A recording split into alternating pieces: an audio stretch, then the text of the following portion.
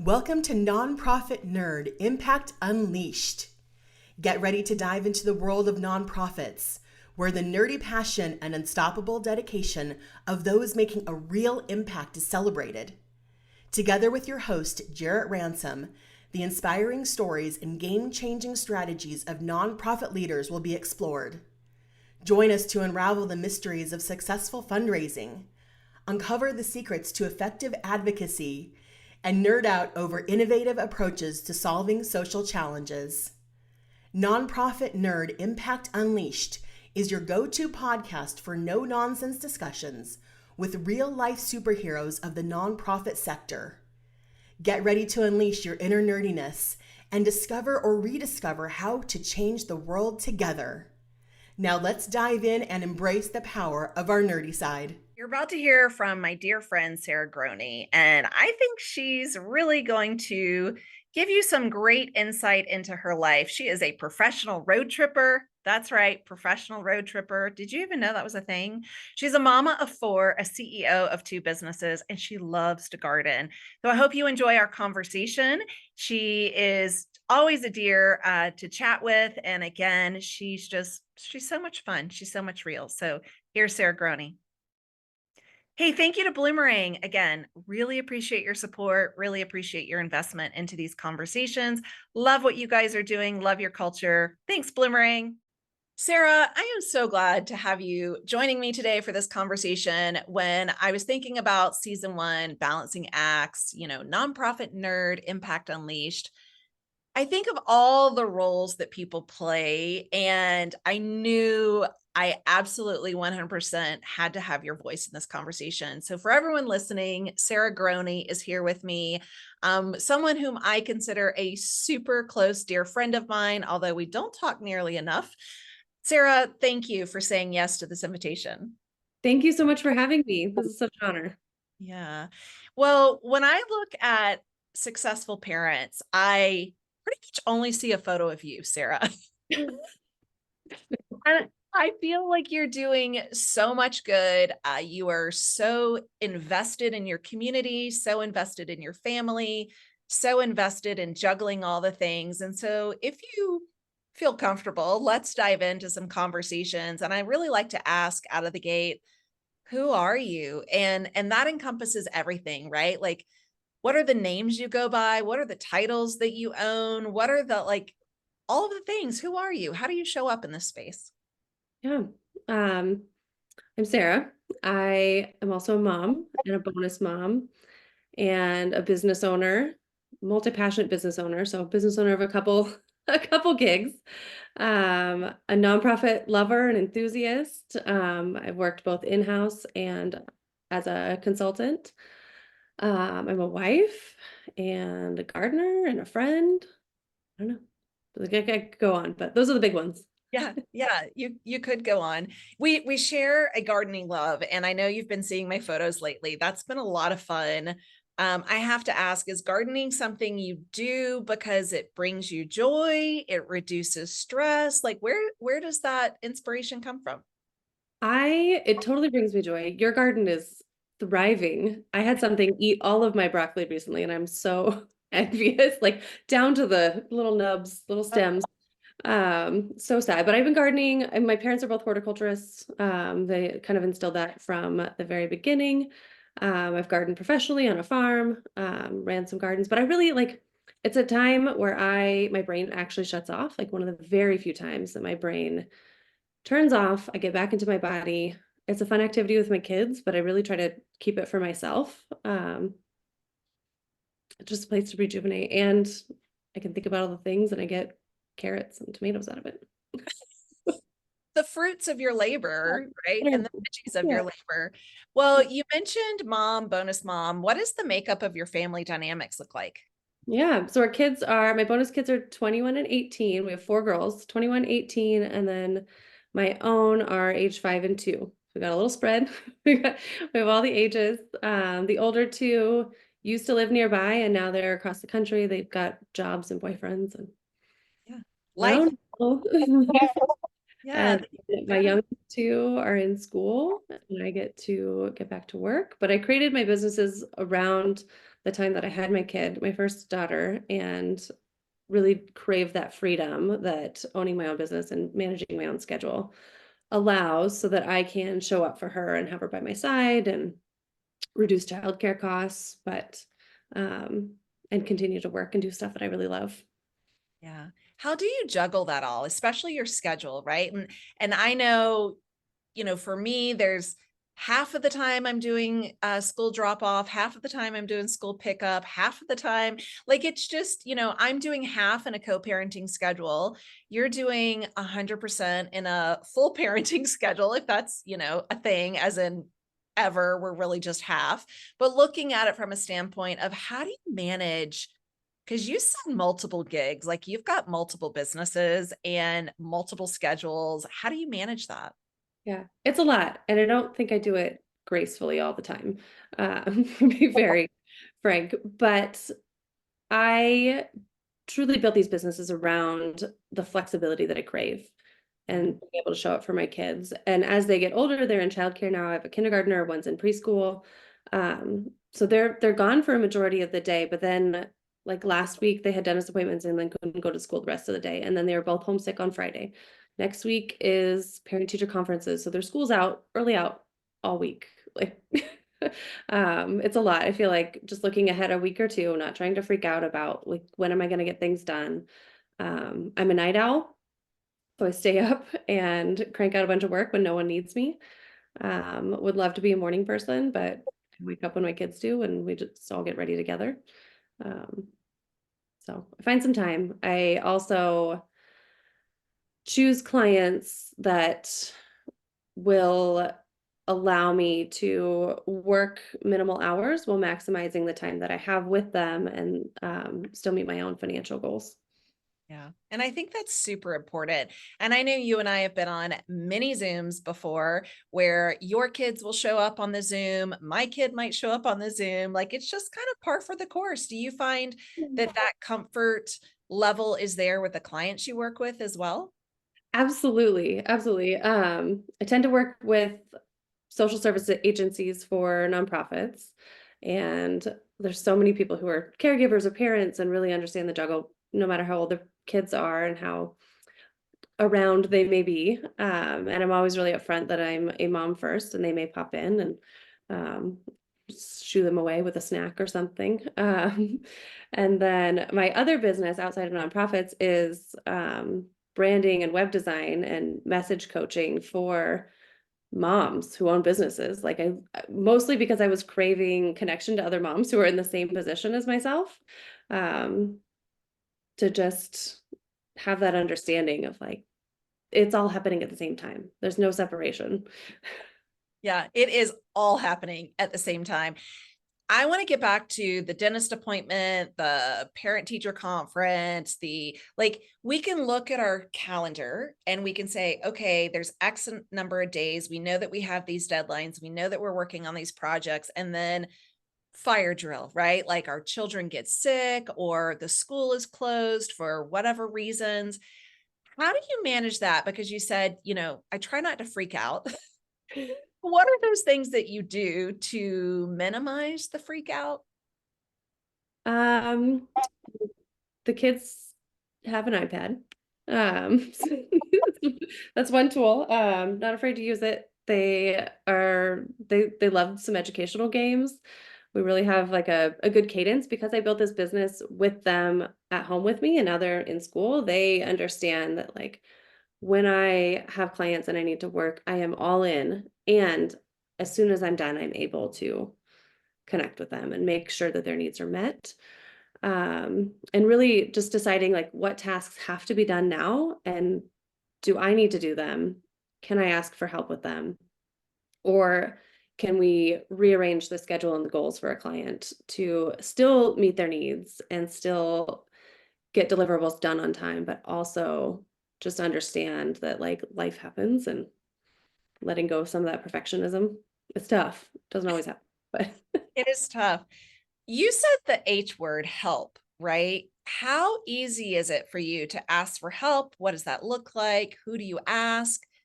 Dig into the help, conversation. I'm really curious to hear how you navigate that.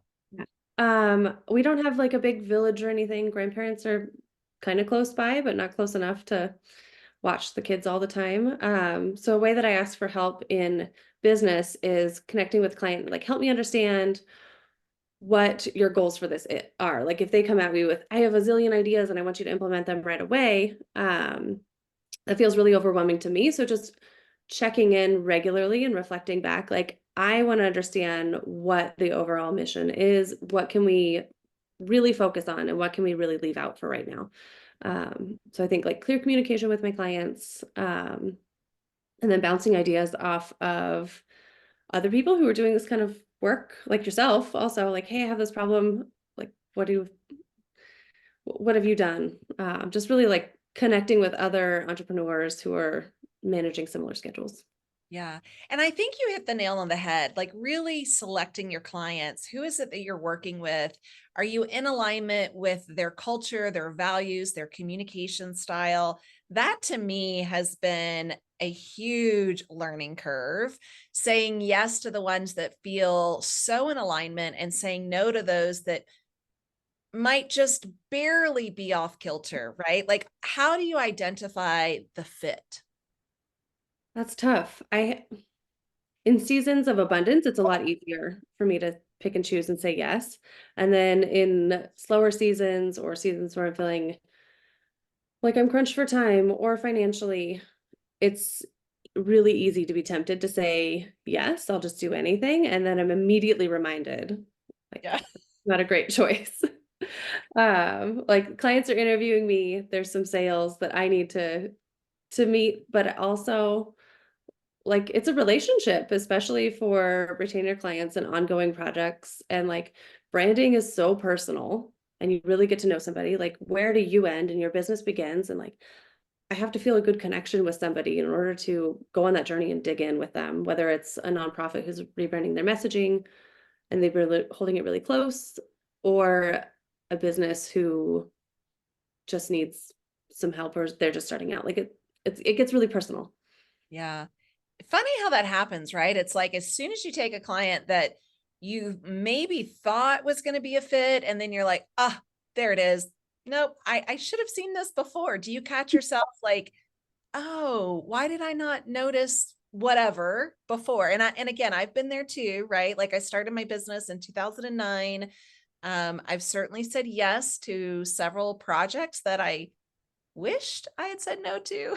So, like, what Yeah. are some true signs you look Yeah. for? Um, I I like to work with people who are decisive, who are open to a big conversation and then ready to make a decision on whatever it is we're working on together. Like, yes, I like this, no, I like this, and get really specific about why. Um, Somebody who can gather all of their thoughts together and share those with me succinctly and not some of the red flags are like, oh, they emailed me 12 times on a Saturday night because they're just having a brain dump and they've got all this stuff going on. Yeah. But I get really overwhelmed by that when I meet that on Monday. Um, but it seems to happen a lot. Have one right now. But, Yeah. It uh, happens. It's like, not perfect. yeah. So I don't always see them ahead of time, but really trying to assess like how does this feel after our first conversation? Really checking in with my own gut and myself of like, how do I see this going forward? Am I trying to force this to make this work because I'm meeting a personal problem, or do I really want to meet the needs of this client and am I the right person for this? I've Yeah. gotten really good at passing people on who I think might be a better fit. Not even if there's red flags. I won't pass somebody on if there's a lot of red flags with the client, Sure. but growing a referral network for other people to say like, I know I could do this, but I know somebody who could do it better. And like, please let me introduce you to them. Love that. Yeah. I really think that's important. And I've done that in my career too. I want to throw a curveball at you. Have you ever fired a client, and what does that look like? Right. Like once you say, I'm in the deep end with this client, I'm realizing this isn't a fit and maybe they would be better off with someone else. Have you had to navigate that conversation before? I did early on, and both of us, ironically, were emailing each other at the same time. I think we both felt it. Like this just isn't Yeah. working. She beat me to it, which I'm a little bummed about. It's like a breakup. Like, I But want to like break a up first. minute or two, like, no, I'm breaking up with you. Um, but we were like, that was probably the only thing we were aligned on at that point was like, it's probably best for us to not work with each other. And it was really kind, like, here's where I'm at. Here's everything I Yeah. worked for. Like, here's everything I have for you. I don't want to leave you in the lurch, but I think it's time for us to part ways. It was hard. And there was a few that I should have broken up with before our contract ended. It just wasn't the right fit, but I stuck it out. Yeah. And those can be some stressful moments, which lend me to ask, what do you do to find the balance? What do you do when you're stressed? What do you do when you're saying, I need to take a break. I need some self-care. I need some relaxation. Like, what are the things that you go to? Hmm. I feel like a few months ago I would have said I do facials and I take a bath, and right now I do love baths still. I like a good bath. Nobody can bother me while I'm in there. But getting out and moving my body. Last week I went for a hike. It was supposed to be like a walk around the block with my dog, and we ended up at the top of a mountain. It was amazing that I've like always wanted to climb that we could see out our backyard. But it's not a kid-friendly hike, and I was like, it's just the two of us. So that felt really good. That felt like I moved my body. I achieved a goal that was not work related. That was nice. I know you've recently climbed Camelback, so can relate. Yeah. Uh, and then realizing that I do love being productive. So if I can have like a dedicated time to feel productive, whether that's working on something for work, working on a side project for my own self, working on my within my own business, deep cleaning the house, like whatever's on my to-do list, if I can just like have a chunk of time to do stuff, then when I do relax, whether it's like playing outside or working in the garden or going for a walk or taking that bath, I'm not making mental checklists or actual checklists while I'm forcing myself to relax. That sounds important. Yeah, I think that's really important. Wow. What about I have to ask, like when it comes to scheduling, and I've had a conversation with another guest and we got into spreadsheets, post-it notes, like all these things, right? Like what do you use? What are some tools to manage your time? What do you find helpful for you, your girls, your husband, your clients? Like what are those tools that support you? Hmm. My Google calendars, they all sync up, and the paid Calendly account that allows me to block off times, like my all of my calendars. So we have a family calendar, personal ones, both businesses, client calendars, all of that filters into my Calendly so that nobody can book time when I already have something on one of the many digital calendars. But then we also have a virtual or a physical calendar in the hallway of like all the kids stuff. Um, Pajama days and library days and all the things. Um, and then um, bouncing off like with my husband, his work is pretty flexible as well. So, hey, can you pick the kids up for the day? I'm going out to this meeting, or I have this work thing scheduled, or a networking thing, or a friend event. And he'll come home early and grab the kids. And so intentional conversations, a lot of calendars, and a lot of sticky notes. A lot of calendars. Yeah. If you look at my desk now, and I think you've been in my home and you've seen my desk, but it's like markers and sticky notes. And in fact, my son came in yesterday and he's like, Mom, do you have any, God, what did he call them? He didn't call them index cards, flip cards, I think, something like that. And I was like, yes, I do. And I pulled back the closet door and it was like, oh, it was just everything was there. All these office supplies. Yeah, so many things, and they were multicolored. So that's a big tool and resource for me.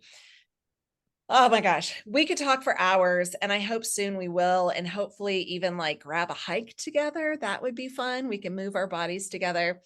But before we wrap up this conversation, and thank you for being so generous and open and real with your answers, have you scheduled your next vacation? No. With kids, we call them trips, not vacations. Yeah. Uh, So what's that look like? Because I know you've taken a big like road trip with your girls and you packed this super cute, I'm going to call it the charcuterie, right? Tray But which, I mean, tell our listeners about that, because that's big for you, like having these trips with your girls. Yeah, I have a lot of family who live 10 to 15 hours away, and we'll hop in the minivan and go drive to them. Our charcuterie is charcuterie in the car. We make it as fancy as possible, like an actual cutting board, knives, cheese, salami, all the things. And those are fun. They're a little stressful. Those are fun. Um, Last summer we went to Napa, and that one actually did feel like a vacation. We had lots of grandparents there. I managed to find childcare in Napa, which is a state away. I can rarely find childcare here, but I had trusted friends because it's where I used to live and work.